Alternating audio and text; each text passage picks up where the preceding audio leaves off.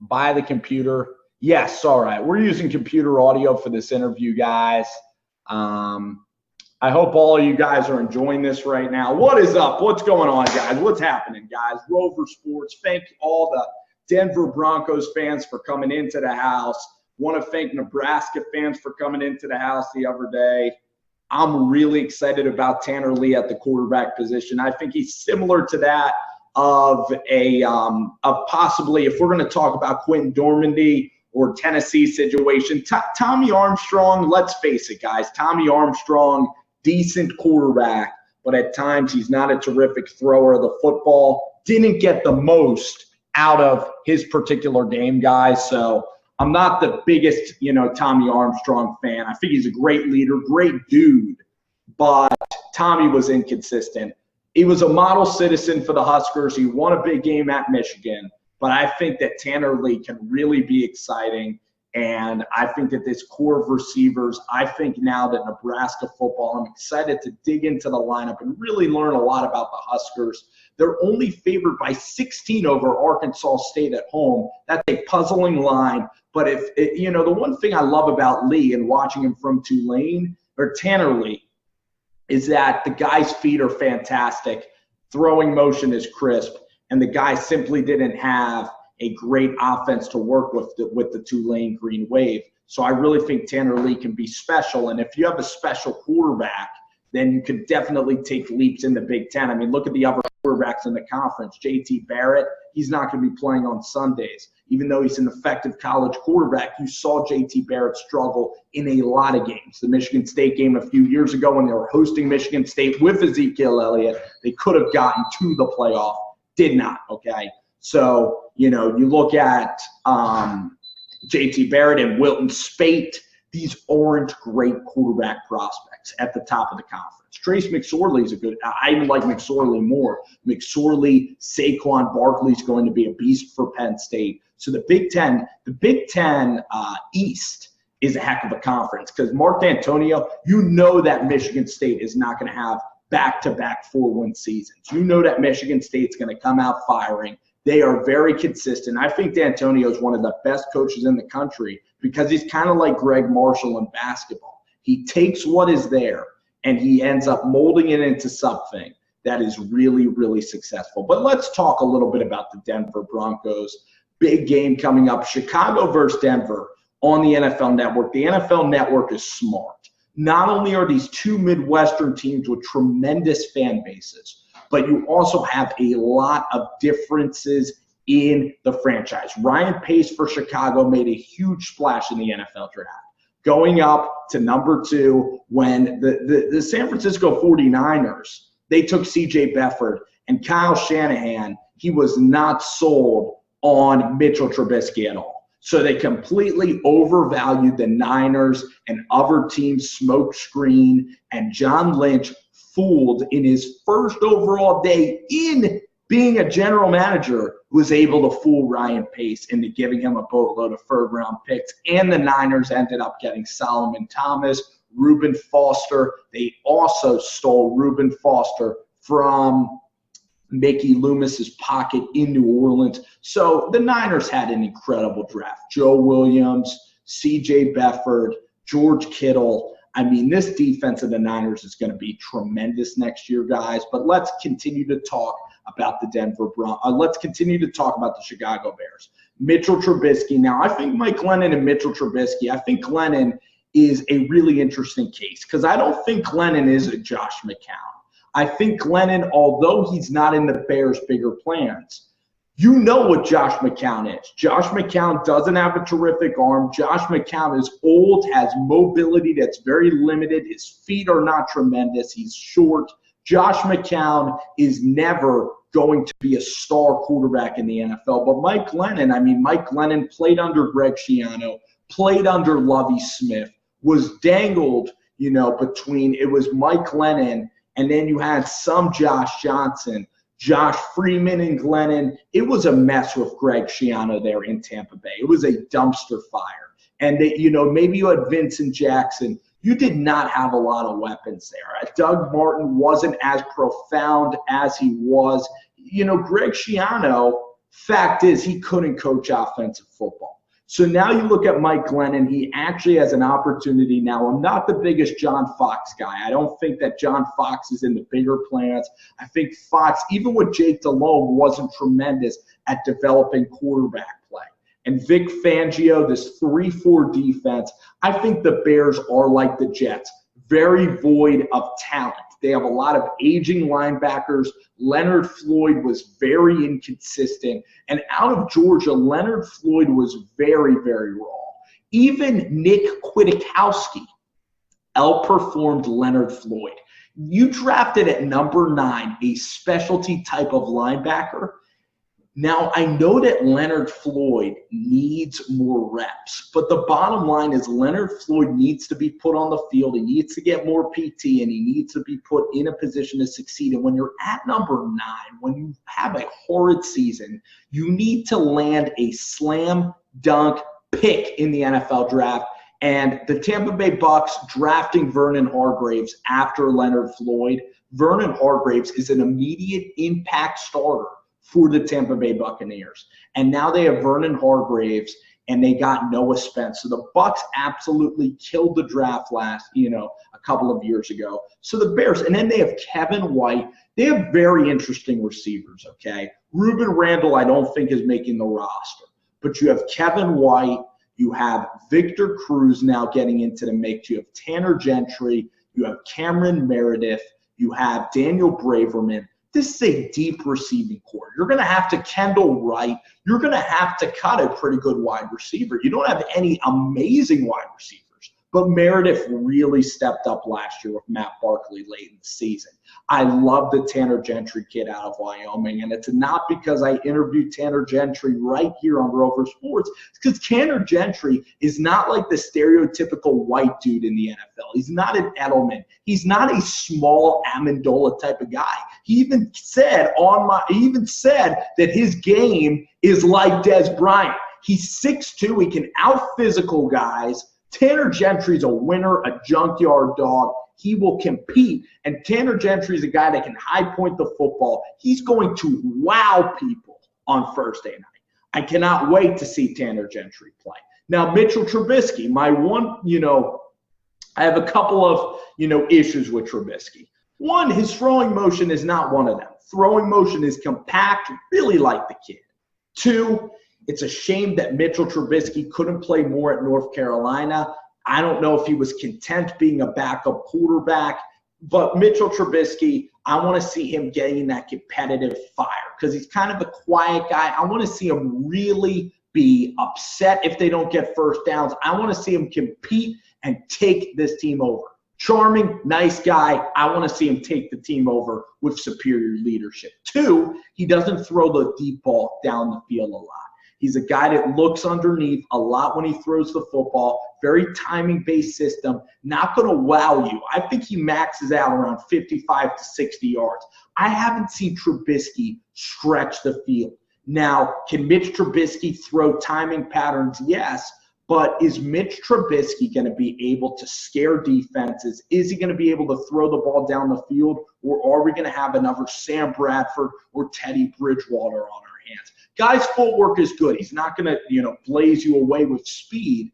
But watching Mitch Trubisky's highlights at North Carolina, a lot of rhythm throws, he is accurate 10 to 15 yards down the field. So that does give you hope. But Deshaun Watson has better leadership qualities, about the same arm strength as Mitchell Trubisky.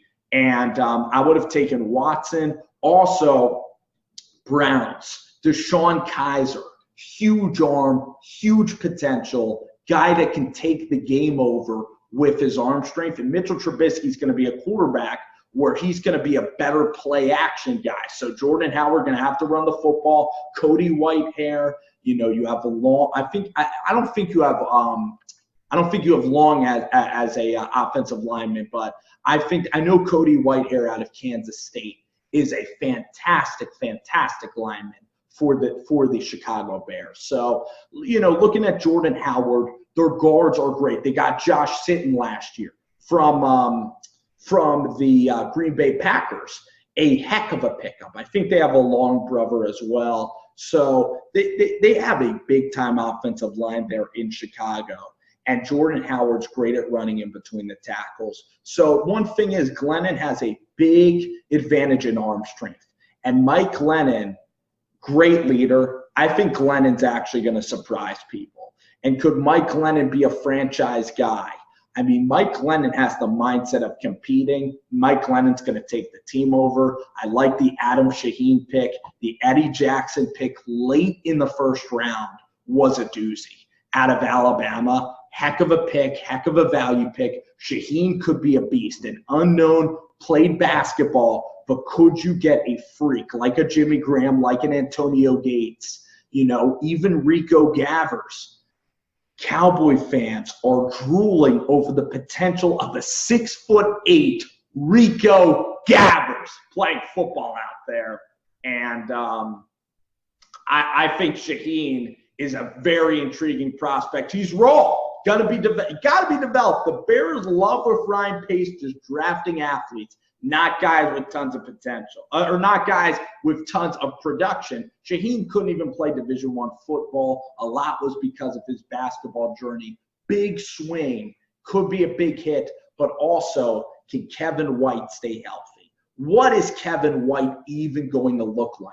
A lot of questions surrounding them. I don't think the Bears have tremendous defense. They don't have a lot of roster cohesion. I don't know if Glennon or Trubisky is going to be able to lead this team past 6 or 5 wins. The 3-4 defense with, Danny Trevathan, you're throwing in a lot of linebackers, Kwiatkowski, and the linebackers simply in Chicago aren't that great. They kind of play, their corners also are prone to getting beat. They play off-level coverage. Their defense needed to get fixed. Way too many easy 5-yard throws.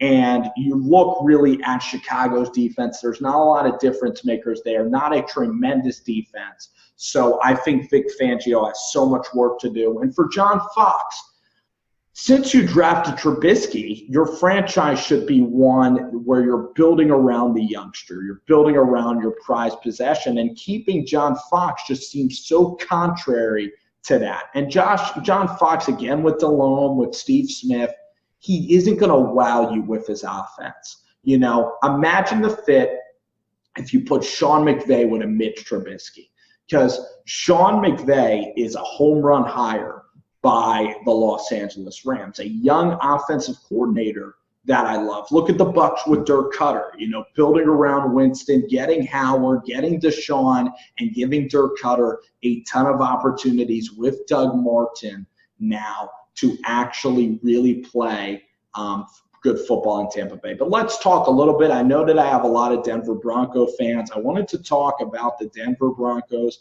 and the decisions that they're making at quarterback. Vance Joseph, this is a talented roster.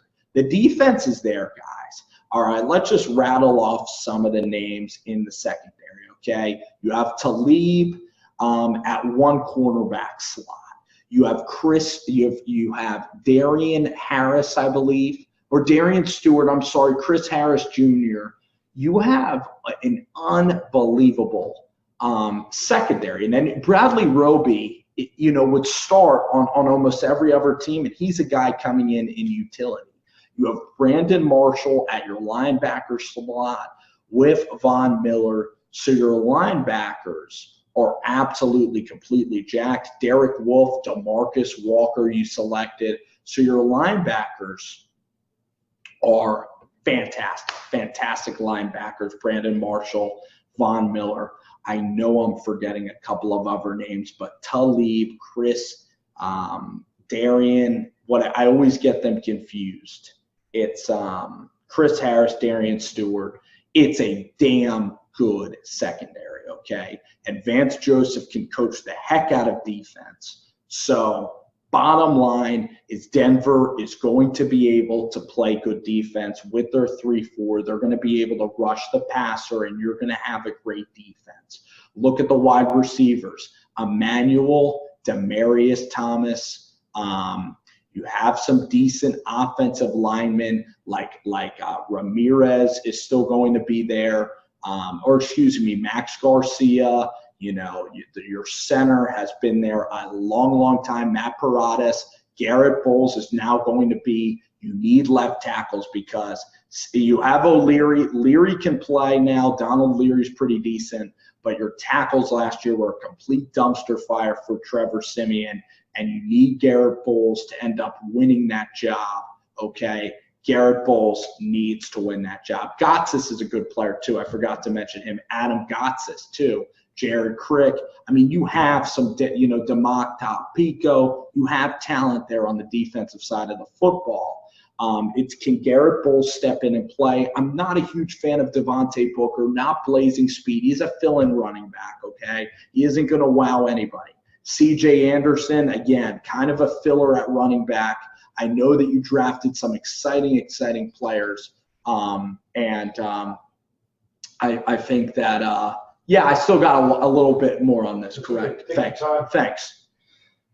Got some exciting running backs. Bottom line with the Denver Broncos is you need a quarterback to play. Jake Butt also is going to be a decent run. It's going to be a decent tight end for you have Jake Butt, and you also have who's the guy that really I can't even remember the first tight end that they have in the starting lineup. So Paxton Lynch versus Trevor Siemian. I'm not a fan of either kid. I think Paxton Lynch is kind of like a Chicago Bears draft pick, kind of somebody we were talking about a little bit before. Paxton Lynch is a quarterback that has no footwork, extremely raw, and you're going to need Mike McCoy to coach the heck out of Paxton Lynch, okay? Then his footwork are weird. He's not great at getting through progressions. His footwork's actually not weird. When I meant to say his footwork's weird, I don't think that that's a compliment. That means his footwork is terrible. He looks like a galloping deer.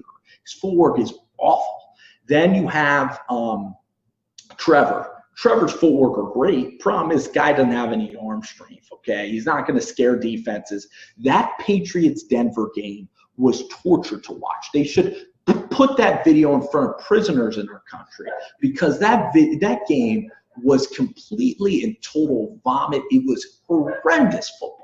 I turned the game off. I wanted to smash my television. That's how inept Trevor Siemian was a quarterback. Now, against the New Orleans Saints, he looked a little bit better. Against the Oakland Raiders, the Raiders have patchwork in their secondary. The guy looked okay. Against Cincy, he looked fantastic. He looked great. Problem is, the guy is so inconsistent. He plays small, weird throwing motion. He ain't going to win you a Super Bowl. Now, Trevor was perfect last year. Because, I know Peyton Manning retired, but you had injuries in the defense, and you thought that you could just plug in any old quarterback and win, and win the division. The bottom line is your defense wasn't as dominant. Peyton's leadership was incredible. DeMarcus Ware was such a difference maker on your football team.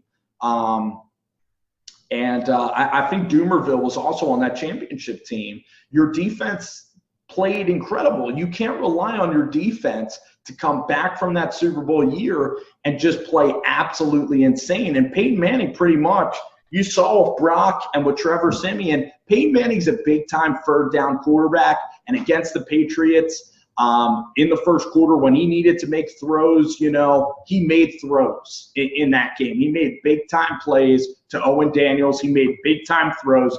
And against the Steelers, when Fitz Toussaint fumbled, everybody talks about Fitz blowing that game. The Steelers defense couldn't hold Peyton Manning. Peyton Manning was so timely and clutch, didn't turn the ball over. Peyton Manning didn't get enough credit. And Peyton in the locker room, when you have the sheriff in the locker room, your defense is going to play a hell of a lot harder, hell of a lot better.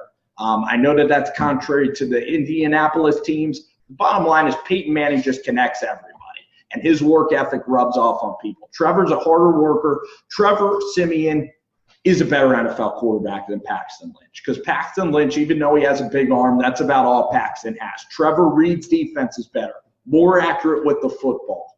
But Trevor Siemian's not going to crack that top 15 mold. He's not going to make the special plays. He's not going to flip a game.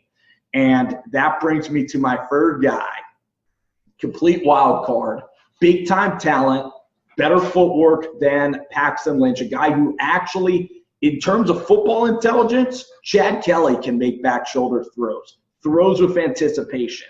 Hell of a career at Ole Miss. I know that Chad Kelly had a scarred past.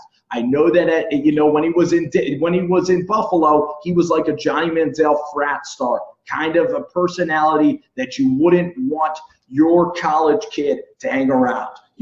Chad Kelly was a guy, he was a punk at Clemson. Let's call it that. With Cole Stout and with Dabo Swinney, he was out hanging out at bars, hanging around the wrong people, getting in the fights, staying up at night late, doing terrible things, getting in the fights, drinking. He was a mess at Clemson. Went to East Mississippi Community College. Shout out to the Lions and Last Chance U. I suggest watching it. And before that show aired, Chad Kelly went to Scuba and really got serious in the football, kind of like Garrett Bowles. Garrett Bowles and Chad Kelly, pretty similar. I think Bowles is more, if you're going to compare getting kicked out of 5 high schools, I think Chad Kelly, now he wasn't as egregious as our boy Garrett Bowles, but Garrett Bowles, in all seriousness, is now a guy that I'd let, my future daughter, I'd let Garrett babysit her because Garrett Bowles is all business, all church, all religion, all TiVo, all the stuff that we love here on Rover Sports. So Garrett's great. And then you look at Chad Kelly. Chad Kelly has been a model citizen, really grown up, really shortened his circle. And I think Chad Kelly, I don't know why he was Mr. Irrelevant. They're worried about a Johnny Manziel character. Stop, get that out of here. Get him out, okay? Get him out, all right? That's enough. That surprised the heck out of me. I like Chad Kelly. Give him every opportunity to win this job. With Demarius getting older, with Emmanuel getting older, you're in the prime with these guys right now. With Cody Latimer, get him in the offense. Virgil Green is the tight end I was trying to remember. So Chad Kelly, give him a chance. You guys play Denver. You guys play in a tough division. I know Forrest Lamp went down. I know Mike Williams is hurt. I know that LA Chargers going to a new stadium. The LA Chargers have a really talented offense, and with Joey Bosa and Melvin Ingram, they have a tremendous defense as well. So believe it or not, I was a huge Charger guy, but now that Mike Williams is hurt, now that second-round guard Forrest Lamp is hurt, Melvin Gordon is not going to have as successful of a season now. So now that brings you to Kansas City. Jeremy Maclin's gone. Tyreek Hill is going to be a guy that is going to be a focal point of that offense. They now are starting Spencer Ware and running backs that can't even name. So the running back position, total running back by committee. I'm not impressed with Alex Smith that much. And then that brings you to the main rivals, the Oakland Raiders. Oakland has the best culture. Gareon Conley is going to be a heck of a player. All the charges were dropped, so Oakland made a pretty damn good pick, I think, in Gareon Conley out of Ohio State. But you look at Oakland, their offensive line, Marshall Newhouse. I know Marshall Newhouse because I had the unfortunate reality of watching him start a tackle for the New York Giants. That offensive line ain't that good, okay? Marshawn Lynch, people think he's going to be a shoo-in and be fantastic. He's really not. But Derek Carr is he's just an incredible quarterback at changing games. Amari Cooper, Michael Crabtree, Roberts, they have just a great passing game. And I just don't see Denver's offense under Mike McCoy. Usually when you get a new coordinator, it's tough to really execute an offense. I think Simeon's going to win the gig again. And if Paxton starts, you're not going to get consistent production. Whatever quarterback you trot out. With Trevor, I think you're a 9-win team. I wouldn't bookend your future. Chad Kelly is the most interesting guy. If Chad Kelly starts the season, if it was my choice, I would like to see Chad Kelly. Without playing a game, I'd like to see Chad. And Chad's going to be going up against third stringers. He better dominate that game. I'm a big Chad Kelly fan. And even Bill Polian agrees with me. As crazy as you say Bill is, he agreed with me on ESPN that Chad Kelly should be the guy. So if Chad Kelly is the guy, then it opens up the division. I don't think that we're going to see 2 wild cards in this division. I just think that even though defensively KC is a pretty good team, boy, oh boy, we're going to see 10 wins from this division. We're not going to see – Oakland's not going to have the type of season that they had last year. It's just too difficult, too many close games won, shitty schedule. So I look at the Raiders. I don't think they're going to be as good. It's really a toss-up. It's going to be a 9-7, 10-6 winner. Kansas City, is a safe pick to win the division. This is the toughest division to pick, along with the AFC South. So I'm going to think about it, sleep on it, but there's a lot of preseason that needs to pan out. But I've enjoyed really talking about Broncos football, guys, with you. I think the team has a decent chance of making the playoffs.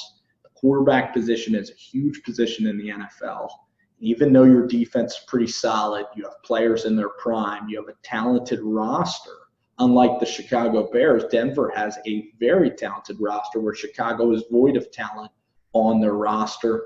Denver's more proven. Denver's the better team, obviously.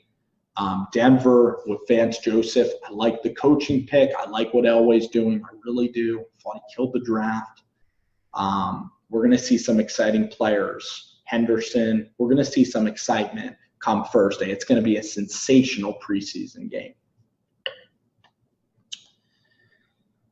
Thursday, we also have Brock versus DeShone Kizer. Last topic I want to hit on. I'm not too familiar with Cleveland Brown verbiage. I'm going to get more familiar as we go on with the show.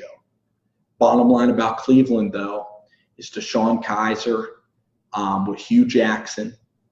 I think that is going to be an interesting team. There are no wide receivers whatsoever for DeShone Kizer or Brock. Brock, I think you could start Brock for a couple of games. I was a believer in Brock, and I messed up. Bill O'Brien's system is incredibly complicated to learn, and it's very difficult to execute. As much as people want to say Tom Brady and Bill O'Brien, it's a difficult system to execute, man. And Brock just didn't have it in him. Not the greatest mobility, not great accuracy. He's going to have to show some signs. I think Brock is more mature now. I think Brock has seen what failure's like, and now he gets a fresh start. I actually think he's going to do decently well for the Browns, but that Browns team is completely in rebuilding, as they have always been. But DeShone Kizer, I think, is a decent pick.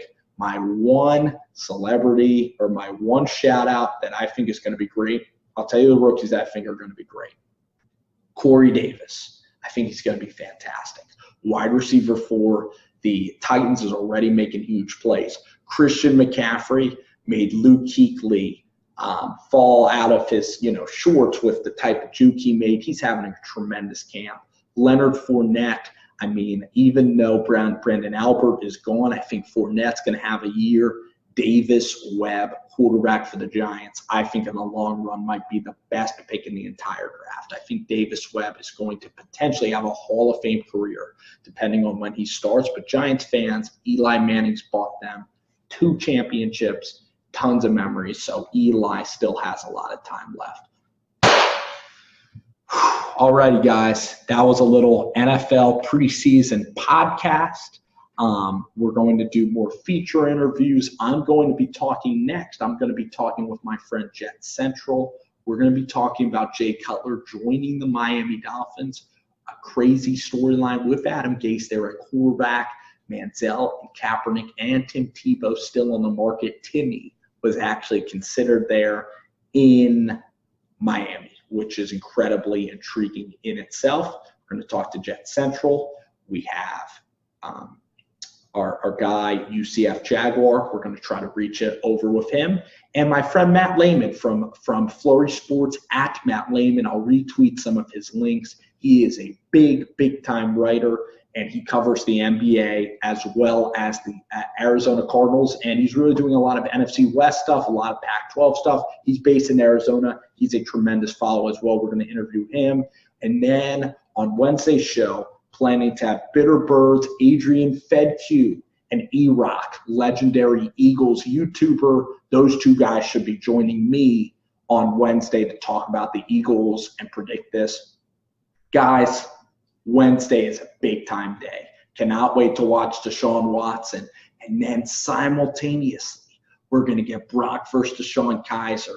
And then we're going to see all 3 Denver horsemen at quarterback, Kelly, Simeon, and Paxton Lynch, all playing under Mike McCoy. And then we are going to get Trubisky in his first actual game with Mike Glennon, vying to keep the starting quarterback job. So thank you guys. You guys are fantastic. Thank you for following our channel. SEC football is a stranglehold. Cannot wait to talk more SEC with you guys, and I'll watch the questions and the comments, and I'm watching them for more suggestions on videos. Guys, I am out. Have a wonderful evening, and Rove on, guys. Thank you so much for joining me.